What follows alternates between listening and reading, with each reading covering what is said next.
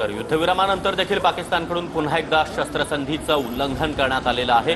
पंजाब, जम्मू, राजस्थान, गुजरात अशा सीमावर्ती राज्यांमध्ये पाकिस्तानचे ड्रोन्स पाहायला मिळतात आणि या ठिकाणी स्फोटांचे आवाज देखील आलेले आहेत। हे ड्रोन्स निकामी करण्याचं काम आपली एअर डिफेन्स सिस्टीम अगदी चोखपणे पार पाडते आहे। मात्र पाकिस्तानची आगळी, पाकिस्ताननं खरा चेहरा पुन्हा पुन्हा दाखवायला सुरुवात केली आहे। कालही 26 शहरांना पाकिस्तानकडून टार्गेट करण्यात आलं होतं, मात्र कुठेही त्यांचा हल्ला यशस्वी झाला नाही। आजही पाकिस्तानकडून तेच झालेलं आहे। अंधार पडल्यानंतर एलओसीवर पाकिस्तानकडून शस्त्रसंधीचं उल्लंघन केलं गेलेलं आहे। सातत्याने राजस्थानच्या बाडमेरमध्ये रेड सायरन जे आहेत ते सध्या वाजतायत। रेड सायरन या ठिकाणी वाजतायत। अनेक ठिकाणी ब्लॅकआउट करण्यात आले आणि खबरदारी म्हणून सध्या हे सायरन वाजवले जात आहेत। कच्छच्या सीमा भागातही 10 पाकिस्तानी ड्रोन दिसलेले आहेत।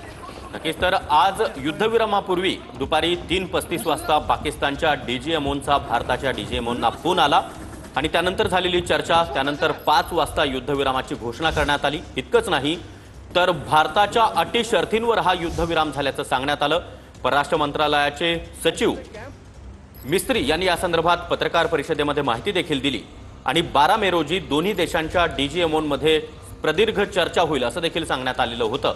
मात्र एकीकडे युद्धविराम, मात्र दुसरीकडे अवघ्या 4 तासामध्ये शस्त्रसंधीचं उल्लंघन आणि हाच खरा चेहरा पाकिस्तानचा आहे। अमेरिकेने मध्यस्थी केली होती। या युद्धविरामासाठी दोन्ही देशांच्या नेत्यांशी बोलणं देखील झालं होतं असं अमेरिकेकडून सांगण्यात आलं होतं। डोनाल्ड ट्रम्प यांनी सर्वात आधी या युद्धविरामाची घोषणा केली होती, त्यांनी प्रतिक्रियाही दिली होती। मात्र अवघ्या 4 तासात ही घोषणा जी आहे ती फोल ठरलेली आहे। तर कठुआमधील ही दृश्य आपण पाहतो आहोत। या ठिकाणी देखील ड्रोन्स पाहायला मिळालेले आहेत आणि आपली यंत्रणा हे ड्रोन्स पाडण्याचं काम करते।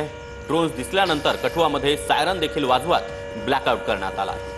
रेड सायरन जे आहेत ते सध्या वाजवण्यात येत आहेत। जम्मू काश्मीरच्या कठुआमधली ही दृश्य आपण पाहतोय। कशा प्रकारे सतर्क करण्यासाठी नागरिकांना हे सायरन जे आहेत ते वाजवले जात आहेत। जम्मू काश्मीरमध्ये अनेक भागात सध्या पाकिस्तानकडून ड्रोन हल्ला करण्यात आलेला आहे। युद्धविरामानंतरही पाकिस्तानच्या कुरापती ज्या आहेत त्या सुरूच आहे। कच्छमध्ये, गुजरातच्या कच्छमध्येही पूर्णपणे ब्लॅकआउट केल्याची माहिती गुजरातचे गृहराज्यमंत्री हर्ष सिंघवींनी ट्विट करत दिली आहे। दरम्यान पाकिस्तानी सरकारचं पाकिस्तानी लष्कर ऐकत नाही हे पुन्हा एकदा सिद्ध झालेलं आहे। कारण पाकिस्तान सरकार आणि भारत सरकारमध्ये झालेला युद्धविराम मात्र पाकिस्तानी लष्कराकडून पुन्हा एकदा आगळीक।